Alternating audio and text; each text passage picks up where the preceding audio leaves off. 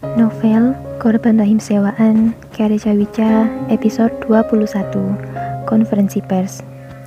Keesokan harinya, Arsana benar-benar memanggil banyak wartawan di salah satu hotel ternama untuk konferensi pers mengumumkan kehamilan palsunya. Apa kau akan benar-benar mengumumkan kehamilan palsu ini pada publik sayang? Tidakkah sebaiknya kau pikirkan dulu semua ini? Kata Daniel, berusaha membujuk Arsana untuk tidak membohongi publik dengan mengumumkan kehamilan palsunya. Mereka saat ini sedang berada di ruang VIP, menunggu jam konferensi pers yang sudah dijadwalkan. Arsana sendiri kini sedang mementaskan gaun yang dikenakannya untuk acara tersebut. Beberapa kali, dia berdiri di depan cermin, berputar-putar melihat gaunnya. Juga terlihat membubuhkan make up kembali ke wajahnya. Aku sudah memikirkannya sayang, dan inilah yang akan aku lakukan, jawab acuh Arsana, masih fokus pada riasan di wajahnya.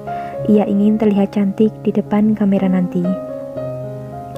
Lagi pula sudah banyak fans di sosial mediaku yang sering menanyakan tentang kehamilan kepadaku.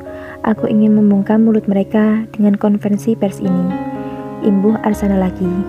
Daniel mengusap wajahnya dengan satu tangan sambil menghela nafas dalam. Lalu bagaimana jika mereka nanti malah mengetahui tentang kehamilan palsumu ini? Mereka akan menghadikmu nanti, jawab Daniel dengan sedikit kesal karena Arsana yang tak pernah mendengarkan pendapatnya. Sayang, tenanglah, tidak ada yang akan tahu. Semua ada di dalam kendaliku, percayalah, jawab Arsana ringan tanpa melihat ke arah Daniel.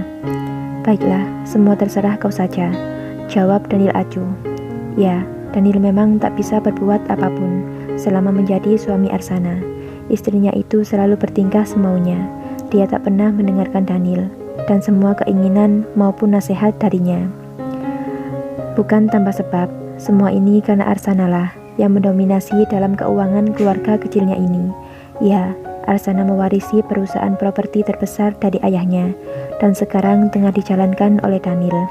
Sedangkan Arsana sendiri lebih memilih fokus pada dunia modelingnya. Sebelum menikah dengan Arsana, Daniel berasal dari keluarga biasa, cukup kaya, tapi tidak sekaya keluarga Arsana.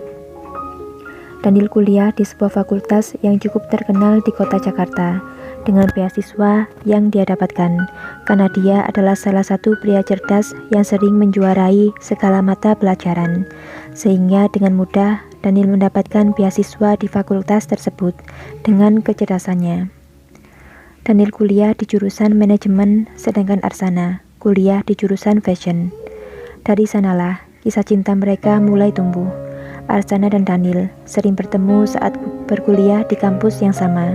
Meski berbeda jurusan, namun keduanya sering bertemu di sela-sela jam kuliah mereka yang kosong, saat beristirahat ataupun saat pulang, karena mereka ada di satu gedung yang sama. Karena seringnya pertemuan mereka, tumbuhlah cinta di antara mereka. Mereka pun menjalin kasih. Banyak yang iri dengan keduanya. Mereka bahkan dijuluki pasangan paling sempurna di kampus itu, karena kecantikan Arsana yang luar biasa dan ketampanan Daniel yang sangat menawan, membuat mereka seperti pasangan Romeo dan Juliet di dunia nyata. Lama menjalin kasih, akhirnya Daniel mengalah dan terpaksa melepaskan Arsana, karena Daniel tahu dia tak akan bisa menikahinya karena status Daniel yang bukan siapa-siapa dibandingkan dengan keluarga Arsana.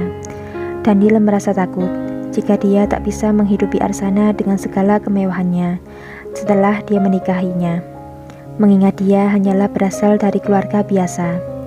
Arsana yang mempunyai cinta yang amat besar kepada Daniel dengan sangat tergila-gila dengan ketampanannya, tidak ingin Daniel jatuh dalam pelukan wanita lain. Melihat Daniel yang menyerah akan statusnya, membuat Arsana memiliki sebuah ide gila, yaitu melamar Daniel sebagai suaminya.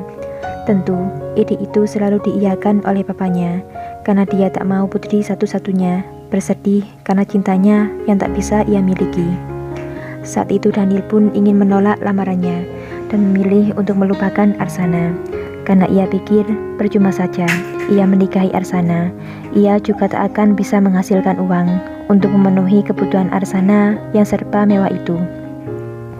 Akhirnya Arthur pun memberikan salah satu perusahaan propertinya kepada Daniel untuk dipimpinnya, untuk memenuhi kebutuhan mereka setelah menikah kelak. Dengan begitu, Daniel tak mampu lagi mengelak. Dia juga dengan senang hati menerima lamaran dan juga perusahaan Arthur untuk dipimpinnya.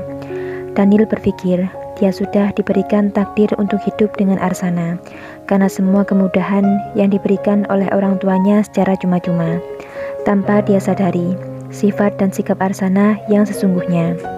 Setelah menikah, barulah Daniel tahu sifat sebenarnya Arsana yang sombong dan angkuh. Arsana bahkan tak pernah mempertimbangkan keputusan Daniel sebagai kepala keluarga. Arsana selalu mementingkan keinginannya sendiri, termasuk sekarang tentang program rahim sewaan ini, semua atas kemauan Arsana, yang dengan angkuhnya selalu mendewakan uang untuk mengatur segala dalam hidupnya, termasuk menyewa rahim untuk mengandung anaknya dan Daniel, untuk mempermudah hidupnya. Acara konferensi pers pun dimulai. Dengan santainya, Arsana benar-benar mengumumkan kehamilan palsunya. Bahkan dia mempertegas segala cerita palsu tentang kehamilannya dengan menitikkan air mata. Seakan yang keluar dari matanya adalah air mata haru dan bahagia, padahal semua itu adalah palsu. Hanya untuk mengelabui publik bahwa berita yang ia sampaikan adalah benar. Arsana juga membawa hasil tes darah Eva yang sudah diganti dengan namanya. Beberapa kali juga dia berakting mengelus perutnya lembut di depan kamera. Daniel pun hanya bisa mengiyakan sambil tersenyum di setiap penuturan Arsana. Dia berpikir, jika ini dapat membuatnya bahagia, maka Daniel akan dengan patuh menuruti kemauan wanita yang dicintainya ini. Konferensi pers yang diadakan Arsana ini juga disiarkan secara live di TV. Eva, yang masih berada di rumah sakit untuk menjalani tes darah lanjutan, melihat acara di TV yang sedang menayangkan tentang konferensi pers tersebut.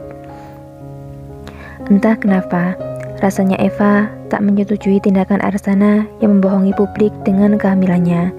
Tapi, apalah daya, Eva juga tahu diri, dia hanyalah wanita sewaan untuk mengandung anak mereka. Dan Eva juga tak begitu memikirkannya, karena dia sendiri sekarang sedang diliputi oleh rasa bahagia karena program kehamilannya berhasil. Bahkan semalaman Eva bermimpi bahwa ia memiliki rumah sendiri dengan uang yang berlimpah. Dia juga melihat orang tuanya dalam mimpi itu dengan tersenyum bahagia. Dan mimpi itu cukup membuat mood Eva baik hari ini, hingga dia tak mempedulikan lagi acara di TV. Berbeda dengan Tony, dia merasa kasihan dengan Eva yang menatap layar TV dengan ekspresi wajah yang tak dapat diartikan. Matanya sesekali menangkap tangan Eva yang mengelus rambut perutnya. Tony merasa jika peran Eva di sini sangatlah penting untuk melahirkan keturunan Daniel dan Arsana, tapi dengan santainya, mereka seperti tak menganggap Eva ada dalam hidupnya dan terkesan tidak menghargai Eva sebagai tempat tumbuh dan berkembangnya calon bayi mereka. Bersambung.